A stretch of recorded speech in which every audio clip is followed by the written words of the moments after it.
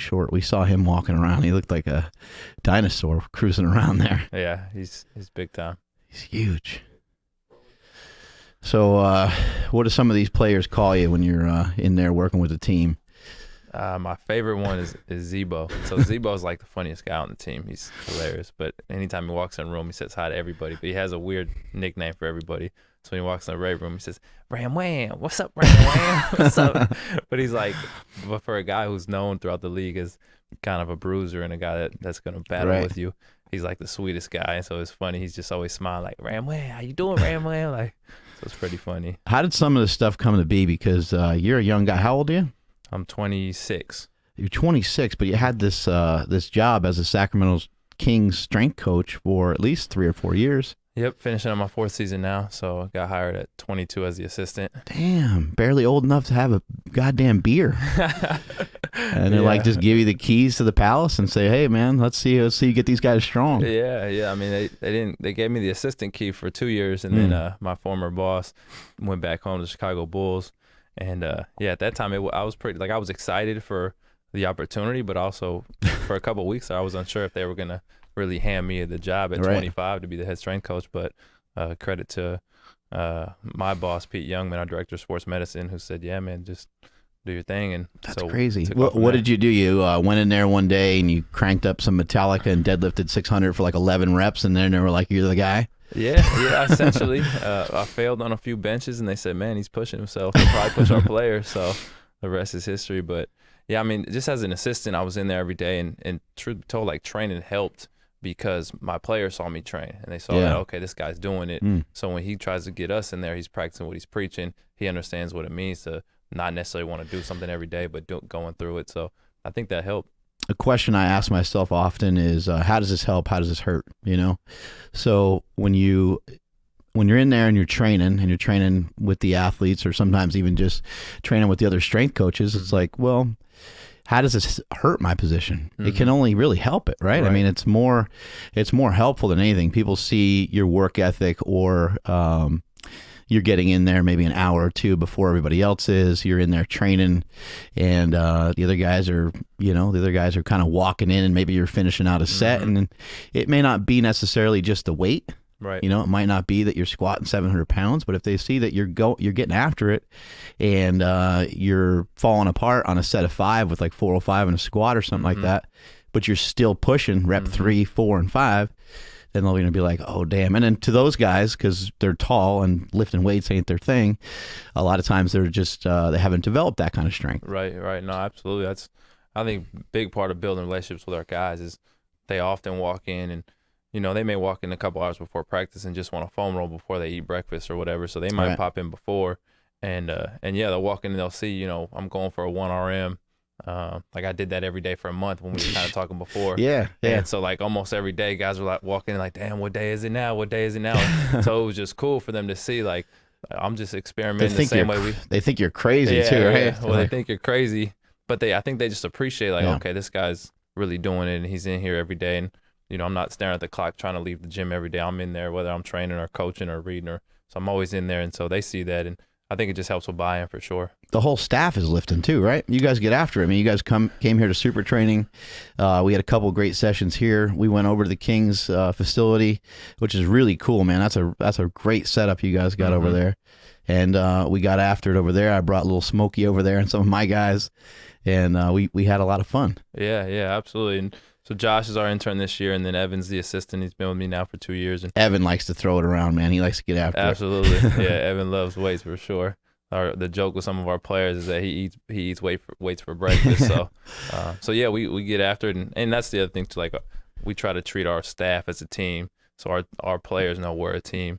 And so when they walk in, they're like, man, this crew is really going to take good care of us in here. You know, it's when it comes to strength and conditioning, there's a lot of kind of like unforeseen things. You know, I think, you know, I've done some of it, not to your level, not on the pro level, but I've been, you know, training people and working with people for a very, very long time. I've had great experiences with some professional athletes over the years. But even in working in, you know, the high school, working with a lot of high school kids and stuff like that, when I was a strength and conditioning coach over at Pioneer High School, there was a lot of things that I didn't know kind of went down as a strength coach, because I was all fired up and I'm like, I know all this stuff about West Side. I'm like, we're going to use bands, we're going to use chains, we're going to do box squats, and we're going to, do A and B and C. And then once you get in there, you're like, wow, man, okay, this takes a lot of energy even just to get these guys, 2, 3, 4 exercises in an hour.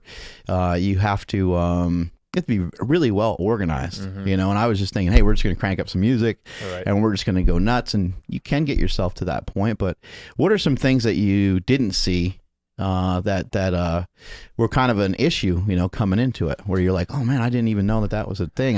Now I need to get my shit together. Yeah. I mean, the biggest adjustment for me probably coming into it was I was just under the impression that athletes would want to train. I think that's like a common perception out there, is these guys are the best athletes in the world. They've all made it pro. They're highly motivated, et cetera, et cetera. And so you assume that they're just going to want to come into the weight room. They got this burning desire to lift weights. Yeah. And it's typically the total opposite. Because you saw Kobe Bryant on a friggin' Sprite commercial. Right. You're thinking these guys are going to want to get after it. Exactly.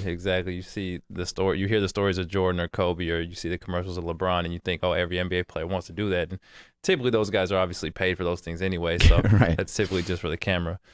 So that's been like a unique challenge. Is I came in thinking the same things, like I'm going to write the best programs.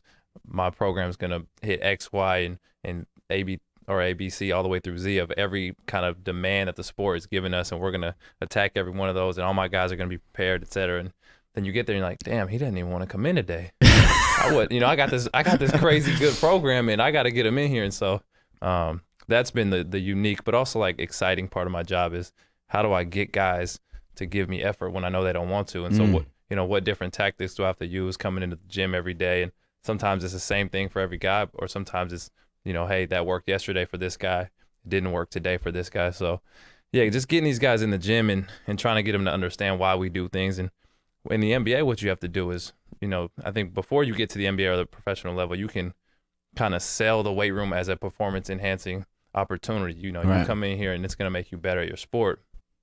A lot of these guys are in their mind already as good as they're going to be when it comes to getting the benefits. And they kind of have to think that way. I mean, none of these guys are going anywhere without a chip on their shoulder, without an ego, without thinking that they're the best. I mean, you even just see the guys walking around. They walk. I mean, I know that they're freaking 7 feet tall, but they walk different than everybody else too. They just have a kind of a swagger about them. And rightfully so. They're really good at what they do, and they kind of need that mindset. Otherwise, they ain't gonna ever they're gonna get chewed up and spit out. For sure. And that's also been something that I've come to appreciate. Sometimes you can perceive an attitude from a guy like, he shouldn't be that way, but sometimes like, no, he's stepping on the court with the best basketball players in the world. If he doesn't have that mindset, he's going to get tore up tonight, and he's going to be back on this bench. And this is their livelihood, right? If you get tore up, game to game, it's going to be hard for you to stick around in this league and make money. So a lot of these guys have a lot of pride, and I know from being around some professional athletes, it's sometimes hard to find, how do I get these guys, leg pressing or lunging or squatting, or it's like there's definitely a disconnect to like the weights, right? But if they got their ass handed to them the night before, maybe it's like, hey man, like you got embarrassed yesterday, man. Like that dude had 22 rebounds right in your face. He dunked on you several times. Like this is your opportunity to try to do something about that. For sure. But that goes back to kind of their pride. Sometimes it's tough for those guys to address that. And in a team game, if your guard ends up with 25 points, well, sometimes it's easy for you to say, well, he was coming off screens or defense, or when it's like, no, that was on you, and this is your opportunity to help correct that for the next time. So, you got to manage that kind of appropriately, because if you go just straight at a guy, then obviously his ego and his pride are going to be, take a blow, and so he's probably not going to want to come in. But yeah, those are our opportunities to get in the film room with coach, and as the coach is talking through, hey, this is why he had 22 rebounds and dunked on you. Well, if we're in the room, then it's kind of easier for the player to connect the dots. Like, okay, that's why I need to go and squat and deadlift and all of those things. So it makes a little more sense for them. What's your education background? Because I know you kind of said you've been training and you've been hanging around the gym, and you also had this assistant job before you got your head coaching job. But like, there's got to be like a history of college or something going on too, right? Yeah. So I grew up in the Bay Area, Antioch, just an hour from here, And then I did my undergrad at UC Santa Barbara down south. I did that in 3 years, so that was 2009 to 2012. Graduated 2012 from there. Went down to Cal State Fullerton. They have a Center for Sport Performance. Is that where we went to, Andrew? Yeah, that's where. That's what Andy Galpin, or no? That was a different place. Yeah, that was Andy Galpin. Yeah. Yep. So Andy Galpin and we've actually published a paper together. Oh shit! That started as a class assignment with him. And dude, that guy, he took a muscle biopsy of me and my bro, and he found some like mutant shit from me. He was so geeked out when he seen Mark's. It was such a bummer because like they pulled it out of Chris Bell, and they're like, oh, okay, that's cool. And then they pulled Mark's. I was like, oh my gosh, like dude, everybody get in here. And then Chris was like, well, I guess mine wasn't that special. Yeah, he's still sending me messages about it. I guess they're still like studying it and stuff, and it's like, this shit is, but I guess, they haven't really done a lot of testing on power lifters, so right. I'm sure whatever he's looking at is mutated from all the heavy lifting, and not some weird mutant genetics I have or something like that. There might be some Superman in there. Yeah, hopefully find something in there that we can sell, right? But some sort of gene. But yeah, so went down there for my master's, and that was 2012. Did that in a year, 2012, 2013.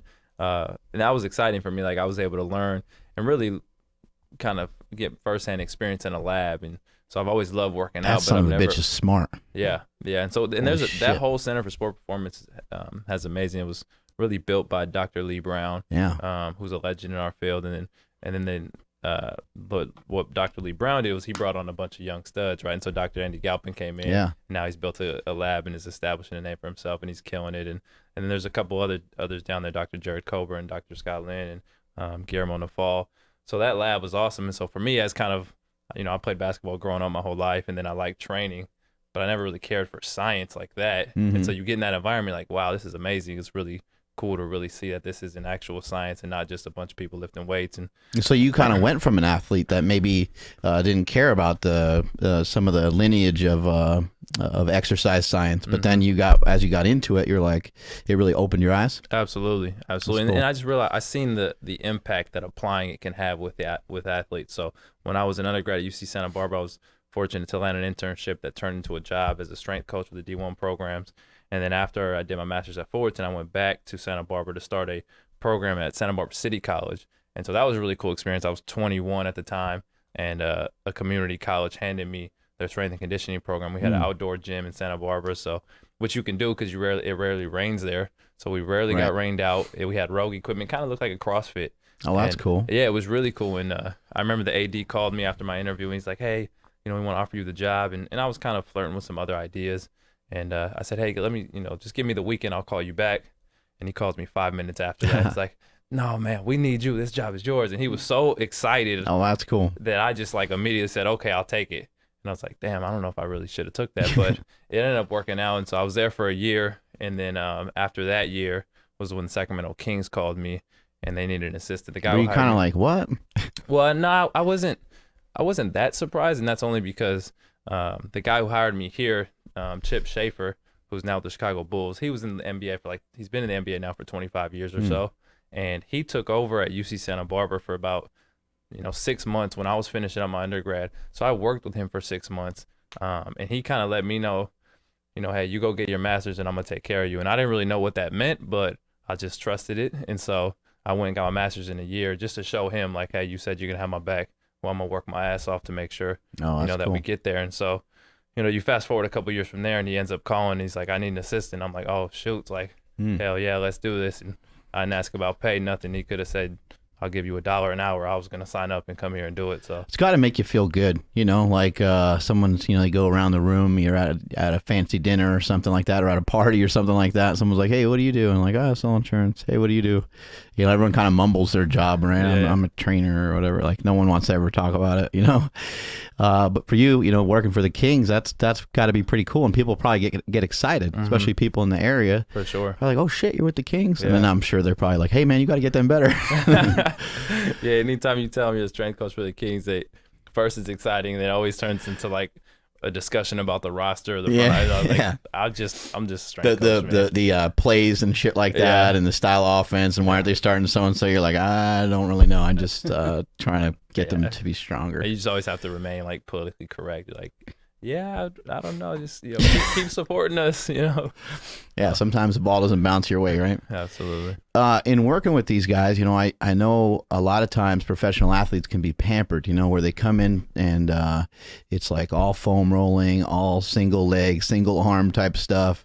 They're not really getting after with the heavier stuff. And sometimes there's obviously tons of reasons for those protocols, but do you guys get after? You guys do some 1 rep, 3 rep maxes here and there? You guys throw down here and there, crank some music and get after it? Yeah, no, absolutely. I mean, and that's one of the things that I think we take pride in is that, while we are NBA strength coaches, quote unquote, we're not mini bands and stretching and foam rolling. Like, yeah, you've seen a lot of that, right? It's just like, man, do these guys ever?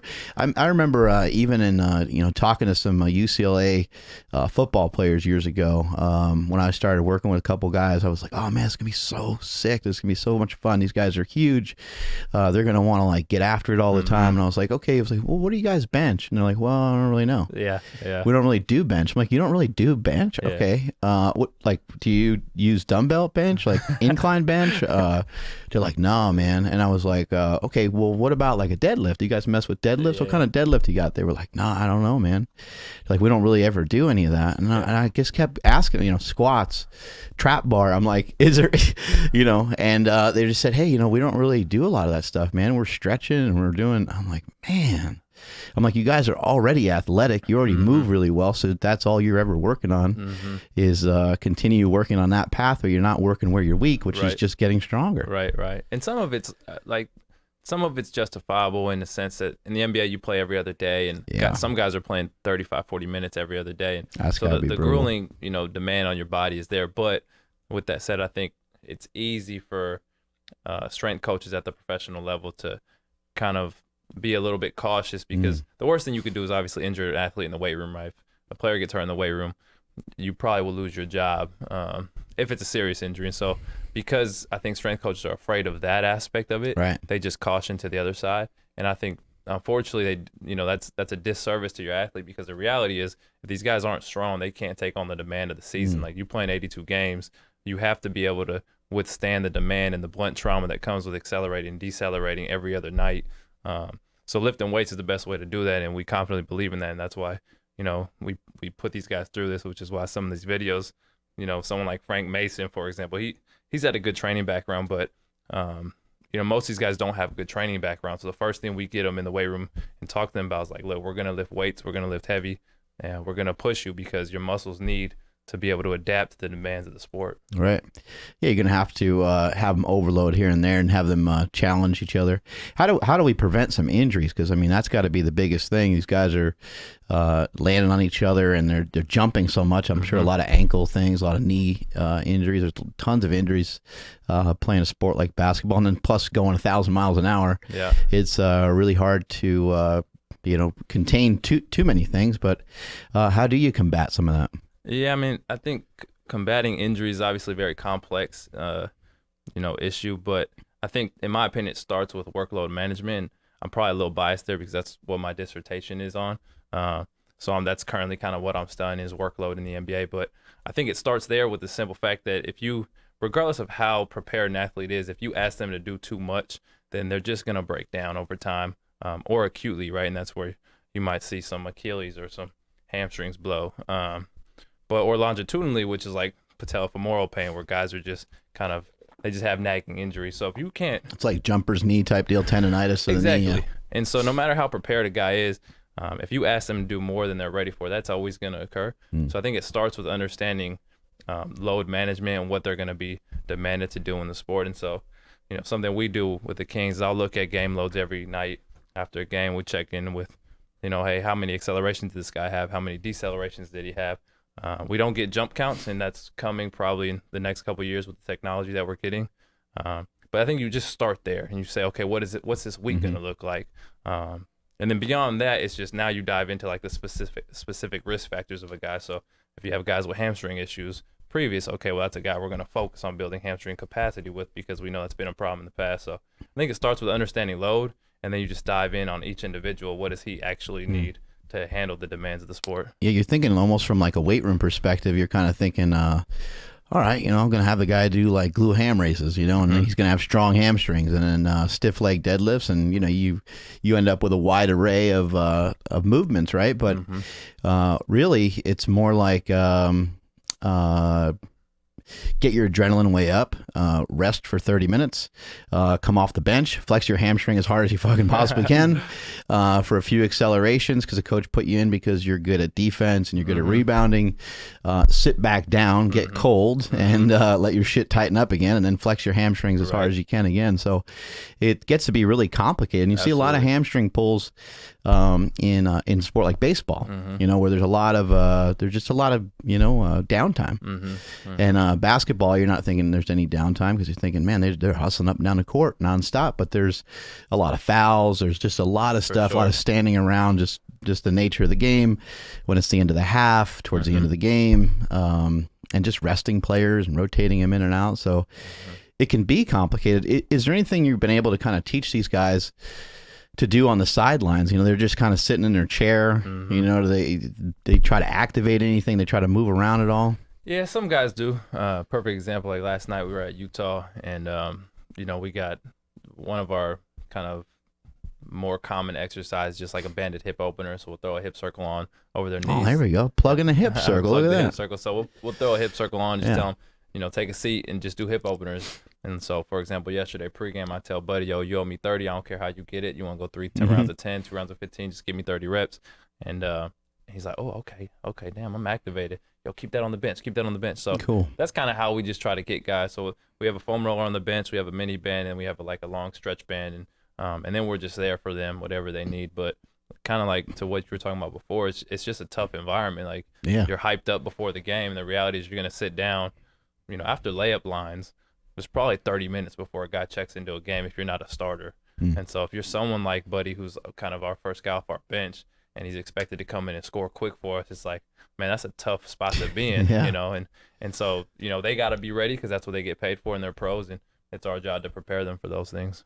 There's also a mindset to the whole thing, right? I mean, you're traveling, you're on a bus, you're on a plane, you're just kind of, you're all over the place. And then, who knows, like maybe there's some things at home that happen. Maybe there's some, maybe the guy gets an argument with his wife. I mean, there's all these side things that you don't ever really think about.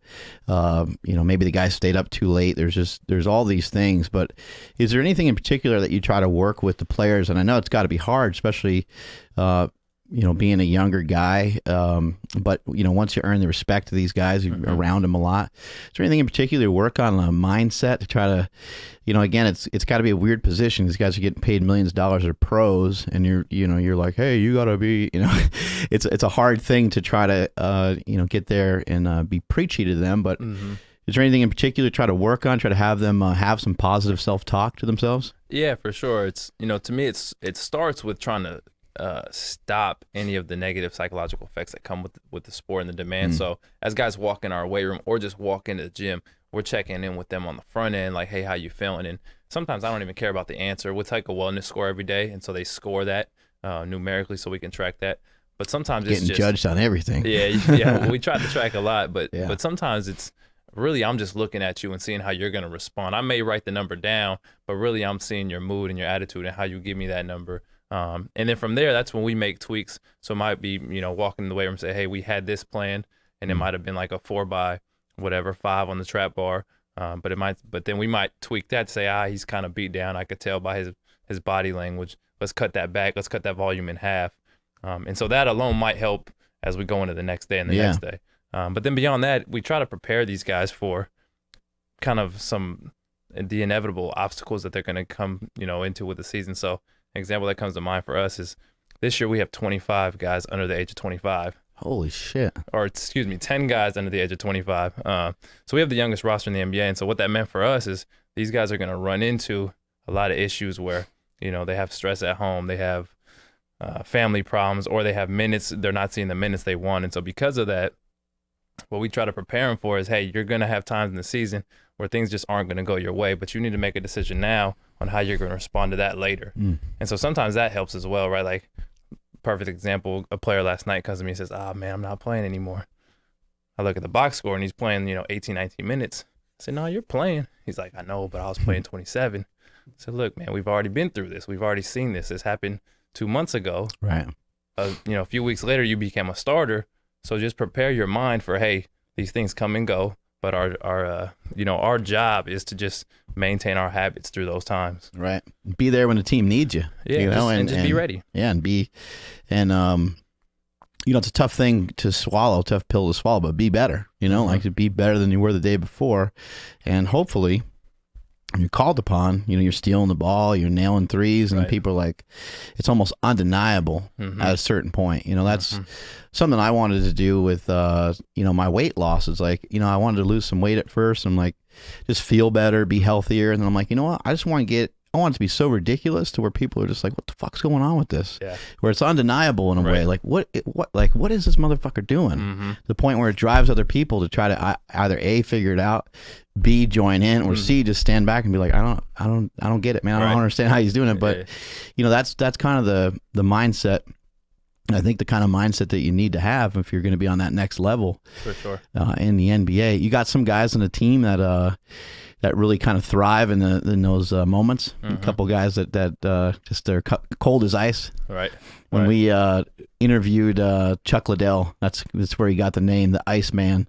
It was because like before a fight, he was just like super chill. You got some guys in the locker room that are relaxed before a big game and stuff like that. Yeah, for sure. We got a handful of guys that I think are relaxed. Now it's it's tough to say how relaxed they'd be in a big game because at least this season we haven't had those big games. Right. But I think we are going to get there with this young roster. But where we see it is, just 2 nights ago we're playing Golden State at Oracle. It's a wild arena. Games tied with under a minute to go or whatever, and we have on the court 5 players that all of which want to take that shot.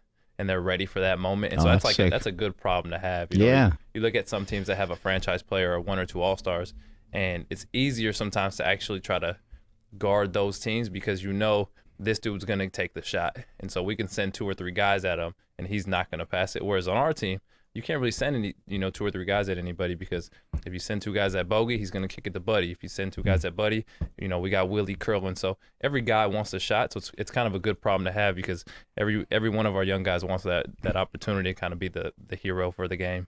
When you're at some of these games, you got to be feeling it too, right? I mean, here I at playing the Golden State Warriors, you're playing some of these past NBA champions. That's gotta be a good feeling, huh? Absolutely, and we've had some fun moments in there. We beat them twice this year at Oracle, and I think we're the only team to do that.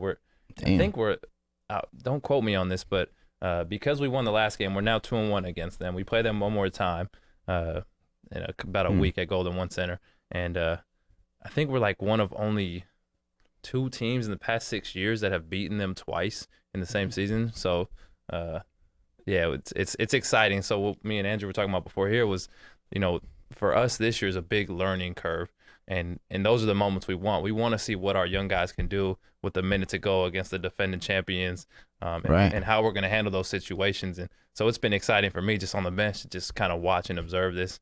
And sometimes you get a guy that's getting high. Like I remember a few years ago, what was crazy is, we had Klay Thompson, unfortunately, go off on us in the 3rd quarter. But you just sit there as a fan of the game, and you're like, man, this is amazing. Yeah, sometimes someone just, they hit the zone. For sure. And they're just fucking going. They're unstoppable for a little bit. And the hoop just turns into, hoop. Yeah, like it turns into they're not going to miss. I remember that year, Klay put 37 in the 3rd quarter, and we actually fouled him. He had 30, and we ended up fouling him at half court.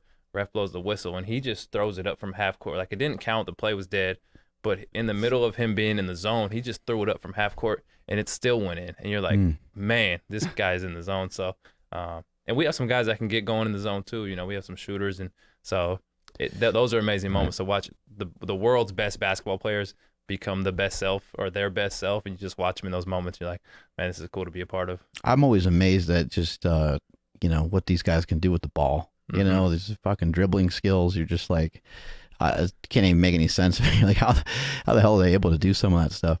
A huge aspect of strength and conditioning is always the conditioning side of things, and for some reason it doesn't get talked about as much. I think you think strength and conditioning, you think I'm going to get the guy in there and he's going to do some lifting and obviously trying to stay healthy and stuff like that. But the conditioning side of things is something that can actually keep you healthy, because if you're in shape enough, then more than likely you'll always be in a good position. Maybe not always in a good position, but you'll be in a better position than if you were slower, or than if you were if you weren't in as good a shape. You might not be like in the right spot at the right time, maybe in the wrong spot at the wrong time, and that's where you might twist your ankle or land on your shoulder funny. Or how do you get these guys in shape? What are some things you guys are doing? Yeah, I mean, in the NBA, it's kind of a unique probably position as a strength and conditioning coach, because they play so much basketball that you almost don't have to do as much conditioning. During the off season, we start sneaking in conditioning, and it really depends on our off-season model. But because we have so many young guys now, we have a lot of guys in the off-season. So early on in the off-season, it's, right when season ends, dude, don't even touch the court for a month. Like, get your body off the court. Go hike or fly a kite. I don't care. Just stay away from the court. But then after that, we start adding in a little bit of aerobic work, which is just low-intensity stuff. And then as we sneak closer towards training camp, our goal is to just get them prepared for training camp. Training camp could be crazy. Sometimes it's 2 practices in a day, and sometimes both of those are hard. So it just goes back to kind of building the capacity for those guys. And, so we do start sneaking in. To me, the best work is court work, but before we get on the court, we might be on an assault bike or a climber. Sometimes I'll take them out to, like I remember 2 years ago, we took them out to the river. I don't even know where it was at, but we took them out to the river just to do sandhill repeats.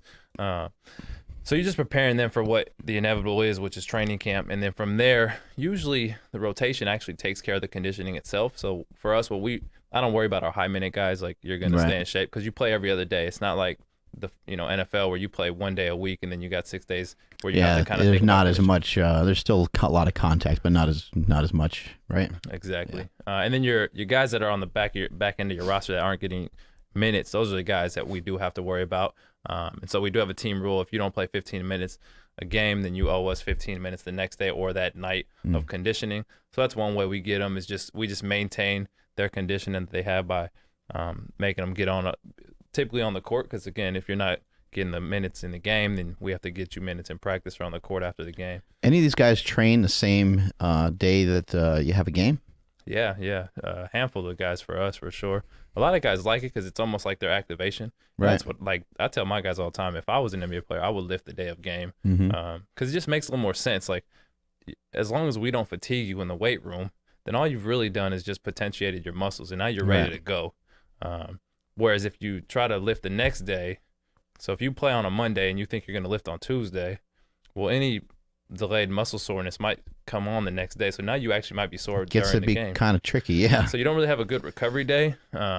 So guys do lift game days, and some guys like it as kind of a prep for them. And then depending on our schedule, so if we have like 3 days between a game, which is very rare, but if we have that, then we'll try to sneak our heavier lifts in between those days, because we don't really want to go too heavy on a game day, just because what's typical in the NBA is if a guy misses a shot, like I've literally had players like airball and then scream at me on the bench, and the whole bench starts cracking up because they know, like, I'm a shit talker. So as soon as someone says, I'm like, yo, you airballed that on your damn self. Like, don't come at me. Like, that's your own problem. Like, you getting paid a lot of money not to airball, so don't come at me. So my guys know, like, I'll come right back at them, so it's not a big deal. But what I don't ever want is, I don't want them to feel like the weight room is making their performance, or hindering their performance.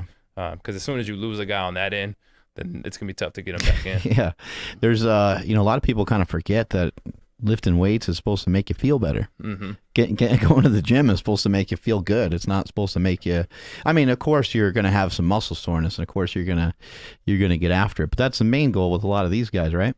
Absolutely. Yeah. You should walk in, typically, these guys are fatigued anyways because they're already tired from the night before or whatever, or the travel. Like, so even if it's not a game day, we're probably traveling. Right. So they're always kind of tired. So they come in. Our job is, I want you to feel better when you leave my weight room than when you walk in. Right. And that's not always possible, because there's days where it's like, no, we're just going to grind through a 5x5 today. And it's that's just what we're going to do. Because it's going to be the same weight and you're not going to love it, but we have to do it. Exactly. And so on those days, we prepare them for that, and we tell them, like, you're not going to feel good when you walk out of here, and you might not feel good tomorrow. And so that way the next day when they wake up and they're a little sore, they're like, okay, he told me that was going to happen. So we try to prepare them for that. But yeah, ultimately our goal is if you walk in, you leave the gym feeling better and in a better mood. Like I want you to be happier. I want you to feel like we took care of you and you're excited to be around us. So yeah, we don't want to kill these guys at all. Is the main thing communicating back and forth with the athlete and seeing where they're at? Is that mainly how you were structuring a lot of these workouts? Yeah, for sure. We have kind of a plan A when they walk in the weight room, but then literally based on the body language, right, when they walk in. Like if you walk in and you just sit on our plyo box and you just put slump your head down, shoulders. Yeah, like, okay, we might go to plan B now. Now, if you walk in and you're like, what up, baby, let's get it. Well, we might stick to plan A. And so we got plan A on the board or in our app that we use to track our programs. But there's typically 10 modifications that come within that. And sometimes they're just on the fly and sometimes it's based on just convenience. But we try to stick true to plan A, and then we just modify based on the athlete, what they're presenting to us. So you might not like just lift heavy just in the off season. You could be kind of pushing it a little heavier, even in season. Just kind of depends on how the guys are feeling. For sure. It probably wouldn't make a lot of sense to go real heavy if you traveled for a month and you're coming back and everyone's just wiped the hell out, right? There's probably certain opportunities to go for it. What do you think your background has done? Where has that kind of come in handy, just having the education? Because I know that you've done specific studies on like testing like bands and chains and single leg movements and unilateral stuff. How has that kind of come into play? Yeah, I mean, many ways. The first way I think is the fact that I'm a doctoral student or doctoral candidate now. My boss wouldn't have given me the job, I don't think, if I wasn't kind of at that stage in my academia career. So you think it's important for other people to at least pursue some of that, huh? Yeah, I mean, especially if you want to be the strength coach at the professional level, like master's is becoming the gateway. Like if you don't have a master's degree, it's going to be pretty tough to compete at this point. There's few examples or exceptions. And once you get, like, that's just going to get you in the door. Like once you get in the door, your degree is not going to keep you your job. Like you got to kill it, you know what I mean? Because my boss is getting an email every day from someone that wants to take my job, and I get emails daily from people who want to be my assistant. Right. So there's people that want these jobs. So once you're in there, you got to kill. But I think having a degree helps just because it's a quick way to show people I understand the science behind this. Right. So that's kind of, I think, on the front end. I think the other side of that is my athletes know that I know my stuff, and it goes back to communication, like you talked about. So the way I talk about what we do to our front office is a lot different than the way I talk to our athletes. Gotcha. And so when I'm able to, for example, a player's trap bar in, 2 weeks ago or so, and I just throw a band over the trap bar, he's like, oh, what's the difference between this band and the chain? And so I go into like kind of curvilinear versus a linear strength curve and talk about, well, the bands provide more elastic components versus your chains and et cetera, et cetera. And they're like, he's like, oh, damn, like, your stuff. Like, yeah, but we don't need to talk about that. Just throw the band on. Let's get after it. Yeah. So I think it helps with the athletes too, as long as you the players, you're like, just shut the hell up and do it. Right. And occasionally they'll come in and they'll say, oh man, I'm hurting, Ram, I'm hurting. I say, oh, I knew you were, but here's why. And so I might show them a graph about, their weekly load and see, well, that was your toughest week in the past month, and that's why you're hurting. And they're like, damn, you track that stuff? Yeah, I track it. I do more than just play rap music and talk shit. But it's just opportunities like that I think help build buy-in from our players. They know I'm a shit talker. They know I play the music they want. They know that I'm getting after it with them. But on the back end, they also know I'm studying them. And so I think it helps with buy-in. What motivates you and keeps you excited to, because it's hard to move the needle with these guys every day. There's some days where the sun's out and everything's perfect, and there's some other days where shit's kind of dreary. The team maybe lost 2-3 games in a row, and everyone's just fucked. Everyone's just down, right? Yeah. What's motivating you, and what's your drive, or what gets you fired up to keep these guys fired up? Yeah, I mean, it comes and goes, obviously, right? There's times where you win 2 or 3 games in a row and you're like, damn, this is awesome. And there's times where you lose by 30 2 nights in a row and you're like, man, this just is quiet as hell in there. Right? And it's a back-to-back and you're on the road. And what people don't see is when we land in a city, typically, so what most people don't know is after an NBA game, we fly out right away. And so some people think you might sleep over, but in the NBA, you can't do that because you probably play the next night. Right. So we fly out right away. We get to a hotel about 2 a.m. And if you're in cold Milwaukee or Cleveland, I've been in a damn snowstorm in New York, Well, right when we land, we're pulling bags at 2 a.m. because we want the players to get up in their room and go to sleep as fast as they can now. Most of them don't go to sleep right away. Like, they got other things they're doing, but we want them to get up and go to their room. So we're pulling bags. And so you're there, it might be 3 a.m. and you're sitting in the snow in Milwaukee and you're like, man, I could have a 9 to 5 and just be chilling. Yeah. And so, but I think where we find inspiration through the roster, but also, just personally, is there's just times in the game where, Garrett Temple 2 nights ago was chasing down Quinn Cooks on a breakaway, thinks he has an easy layup, and Garrett Temple comes out of nowhere and blocks it off the backboard. And you're like, damn, but I know why he did that, because he prepared for that, and I was part of that preparation. And so when you see those things, it just it keeps your fire lit, and you're just excited to keep going. Yeah, it makes it all worth it, right? It makes all the stuff you're doing worth it in the end. Yeah, and it's also what's cool about our young roster is because I'm their age, like, it allows me to. They're showing it. We're showing it now. Yeah. He came out of nowhere with that. It's awesome. And that's what Garrett Temple does right there. Like, anytime a player thinks he has a layup, Garrett Temple's coming. Yeah, he timed that shit perfect. Yeah. But because we have a young roster, it allows me to build a rapport with these guys really easily. And so I think they just get it. They kind of just see me as a peer rather than like someone who has an authority. Because in the NBA, you don't have authority as a coach. It's a player-run league. But we're all grown-ups. We're all grown men, so you can't talk to them crazy. I mean, you can, but you're probably going to get fired. And that ultimately, they make the most money anyway. So right. The way you have to massage that relationship is just like, look, man, I'm here for you. Everything I'm doing is because I want you to be better. And as soon as they buy into that and they believe that about you, it just becomes very easy. And so that's kind of what keeps me motivated is, when I get a text from a player that says, man, rookie year's been crazy, but I couldn't have had a better strength staff. You're like, damn, that's cool. Awesome. So those are the things that keep me going. I see sometimes on your Instagram, you'll crank the music, and I hear you yelling at everybody. Does that work with a lot of the guys? Because sometimes, if you're an older player, maybe the words aren't hitting you. Mm-hmm. Does that seem to work with your crew pretty well? Yeah, and this year it works a little bit better because we do have such a young roster. Yeah. And I usually fill it out and see who's in the weight room and who's not. But with that said, like, I'm kind of me all the time. I'm not going to change. So if it's not working for someone, that's okay. That's why we have a strength and conditioning staff. Like, right. You don't just have to hear my voice. Or, right. Evans. You might be driving somebody crazy for a little while, right? Yeah, and most of our guys like know who I am. They know what they're going to get from me every day. Like, if it's a brunch meeting, I walk in and say hi to everybody. Like, we could have lost by 50 the night before. I don't care. Like, I'm walking in, good morning. What's up, baby? How you feeling? Because that's just who I am, and I want them to see it's not fake. So I'm going to do it every day. So. But for that seems to be the biggest thing is with motivation is if it's like forced and it's like kind of corny, you're like, Mm-hmm. So like I'm sure once the guys see you doing it on a weekly basis, where you're yelling, "Come on, let's go," or whatever motivational stuff you're playing or yelling or whatever, after a while they're just like, oh, that's just him. Yeah, that's just the way he is. For sure. And then they appreciate it. Yep. And you learn that about your players too. You start to appreciate even sometimes some of the things someone may do may be a little annoying. Right.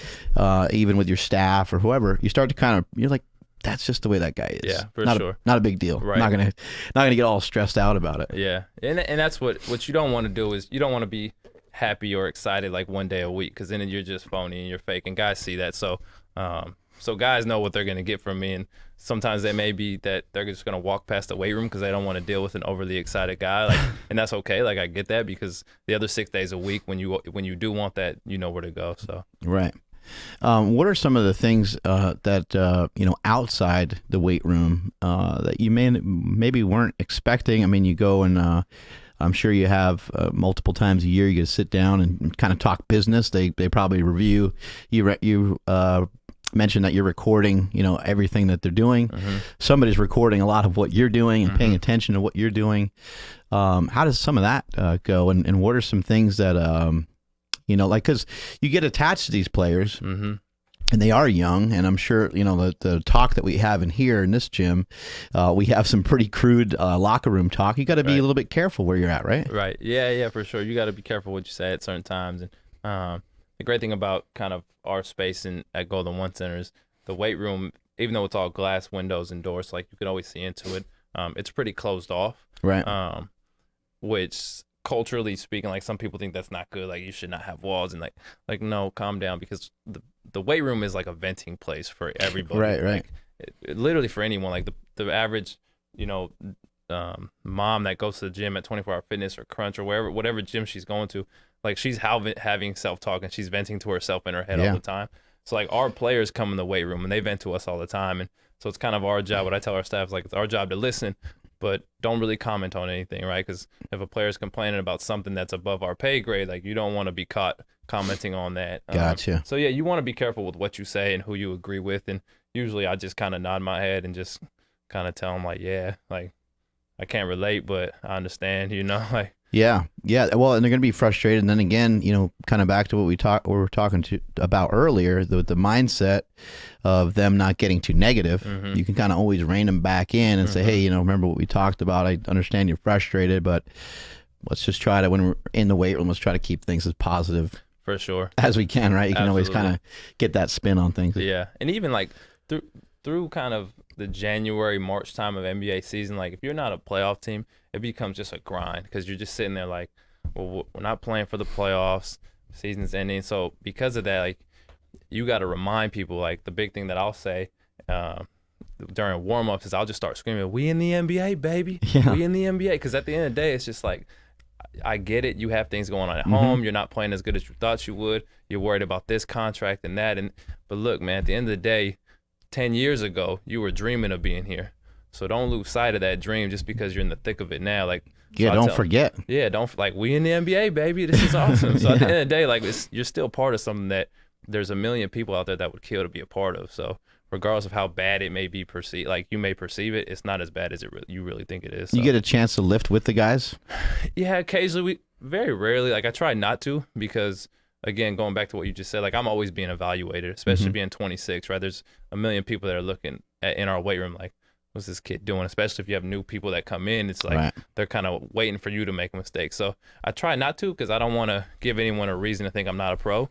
But there's times where I think it helps a lot. So like, for example, on an off day, our staff doesn't really ever take a day off. There's always somebody from our staff in the gym. Other staffs might, but you guys choose not to. Exactly. So our sports medicine and sport performance staffs, like we're always in there 24/7, 365. If you need something, we're ready for you. But so on those days, it might be a day where I only have one or two players come in. And so if there's one or two players and I have me or my intern or Evan in, I might say, yo, Josh, who's our intern, or Ev, you run this one. And I may just change up into some workout gear with them and I may get after it with them. And I'll usually just use their weights and I'll just kind of go through it with them. But it's just showing them like, I'm down to I'm getting better with you. Like, and that's my thing with them.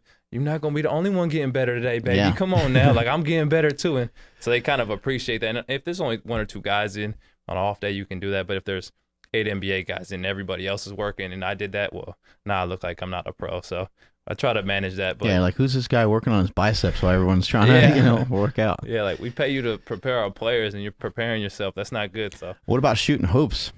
Shoot any hoops with these guys a little bit? Occasionally. So yeah, we play occasionally. They must make fun of you. I mean, I know you have a background. I know you can play. Yeah. But they still must talk trash. Yeah, I mean they always do, but until like I always bet them. So that's my thing. They're always like, oh, you can't shoot. I'm like, all right, well, put something on it then. And so they're always like, I'll put $100 on it. But like to me, those bets are never fair because they would make way more money, right? So I'm like, nah, like my 10 push-ups to your $100. I'm like, all right. And so then I'll like make 3 or 4 in a row on them, and they're like, oh damn. So and I like always challenge my players to one-on-one. Like me and Buddy still have to finish our game of one-on-one. So yeah, at the beginning of the year, Buddy said something like he walked up to me, I'll bust your ass, Ram.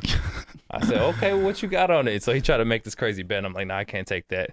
But yeah, so I got a few players that are lined up that I'm waiting to get this summer. He's like betting his like Aston Martin or something. You're like, oh, I don't have that kind of cash laying around to figure it. I'll trade you my Hot Wheel for your real car. Yeah, exactly.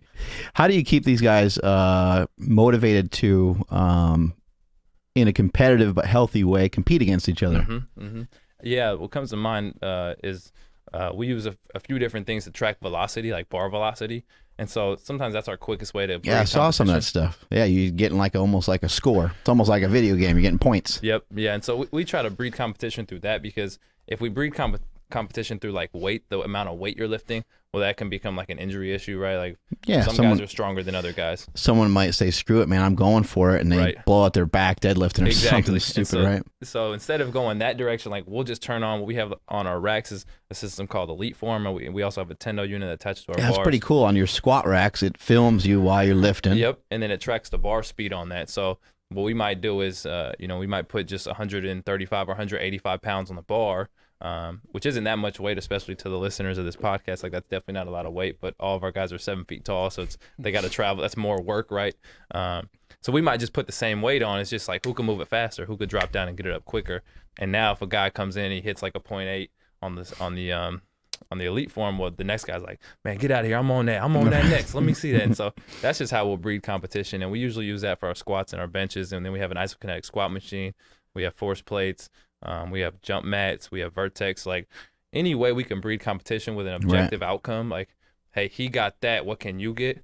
Guys will usually do that. I like that belt squat you guys have. I think it's pretty cool. It's like Kaiser's a company, right? Yep. And even our Kaisers give us a power output number. I remember earlier in the year we were doing some jump testing with all of our young guys, but it was Vince Carter's like first day in. And Vince Carter. Yeah. Shout out Vince Carter. He's a legend.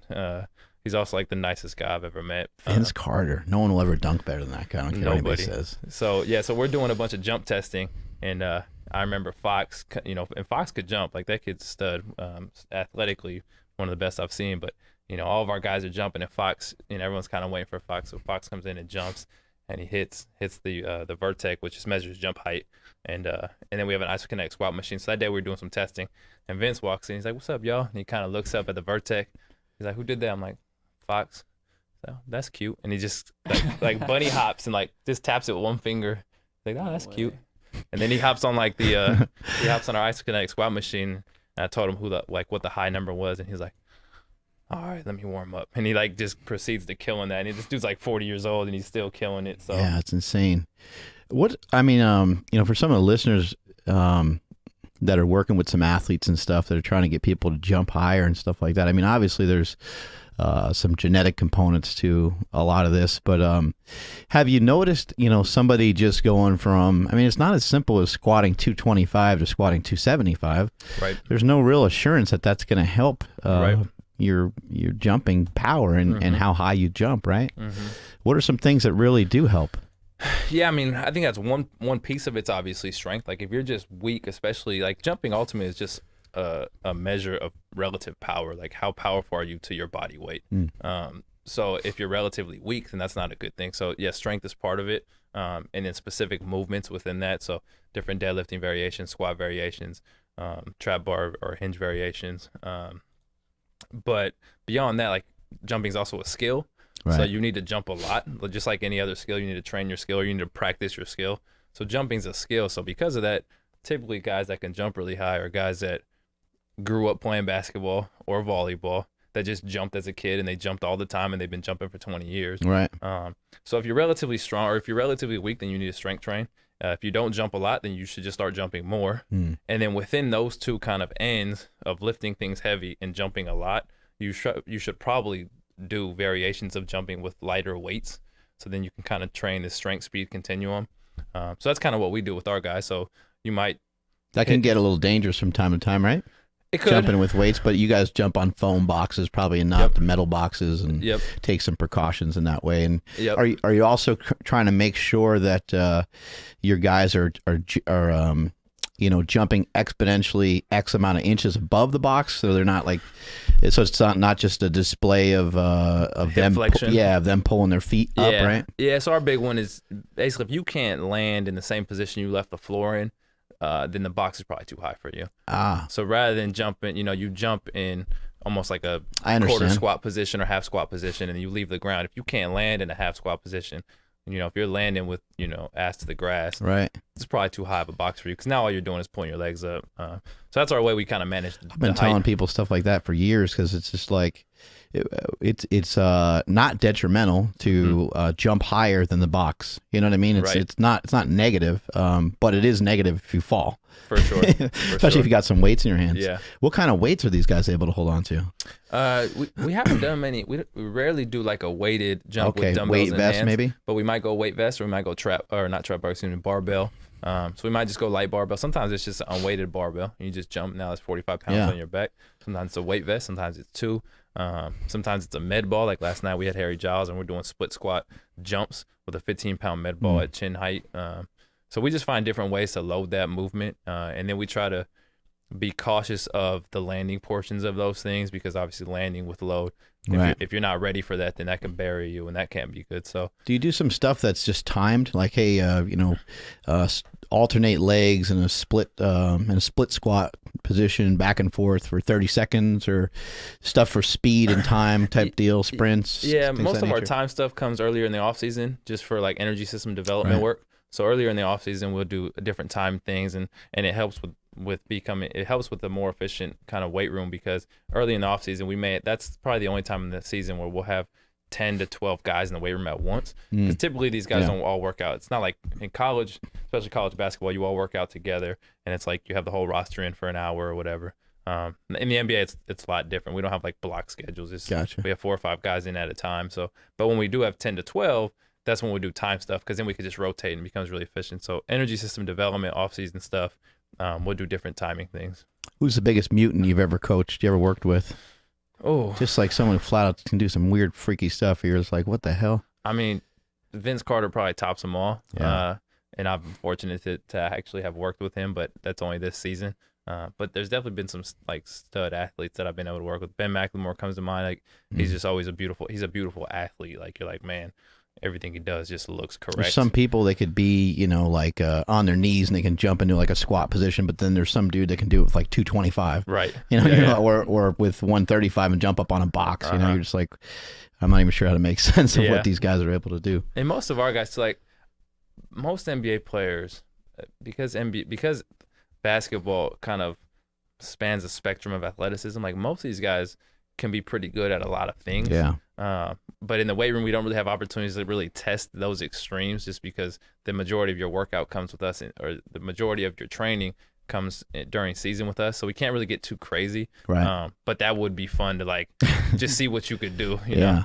Just, see all the different crazy shit you can do. Has there been anybody that you got to kick out of the gym? Oh. Somebody that just like, dude, chill out. You need to rest a little bit.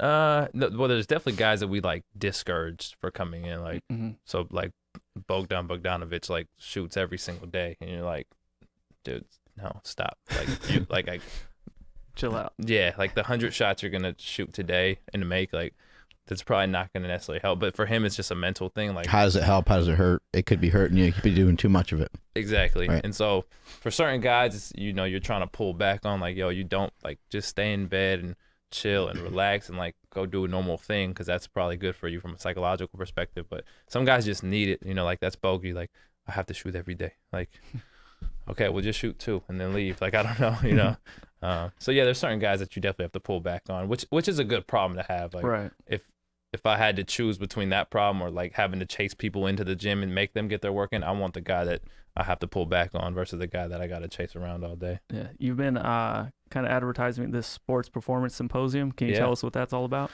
Yeah, so I'm excited about this.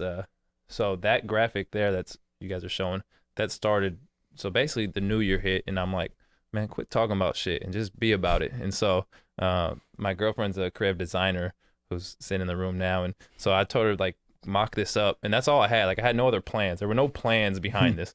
It was like a graphic and Instagram. Right. But I posted it because I know if I put it out, like, I would hold myself accountable to it. So I posted it. It got some good traction. I'm like, oh shit, this is cool. So from there, I just started like hitting people up, and now we have a presenter list that's like really, really top notch. What's unique about it is every speaker except one is from the Bay Area or works within the Bay Area currently. So we have Stanford, we have 49ers, San Jose Sharks, a guy from Cal, obviously us, so Sacramento Kings, UC Davis, Sacramento State, and the Anaheim Ducks. So what are you imagining is going to happen at this symposium? So the majority of attendees will probably be strength and conditioning coaches from within the Bay Area and beyond. We'll probably cap it at 100 people because I want to keep it highly engaged, so people will, engage. But for the most part, it's going to be, we'll have presentations on stage for about 30 minutes, and then after that, what I'm going to do is create table assignments so that every single person has to speak with every other individual within that day and communicate and talk. And they'll talk about something relevant to each presentation. And then we'll do a vendor show during lunch, which is going to be a good opportunity for our attendees and our vendors and sponsors to kind of engage and do some things there. And then post-conference, I'm encouraging everybody to go out and have a drink somewhere. I'm working on location for that, but go out, have a drink, continue networking, continue learning with each other. So my ultimate goal really was just to bring something to the Bay Area. I grew up in the Bay Area as an assistant. When I first got here as the assistant, it was something that was on my mind. But I was so focused on just trying to like be a pro, and so I didn't want to put any time in anything else. Right. But this year I'm like, man, just do it. And so it's been good. Like there's nothing currently really in the Bay Area or Northern California that brings together sport performance professionals in our field. Yeah. So I'm kind of filling a void, I think, with that. And my plan is just to continue growing it every year, and hopefully it becomes like the biggest thing in the Bay Area for our industry. Cool. How can someone be a strength conditioning coach? What are some of the first steps they should be looking into?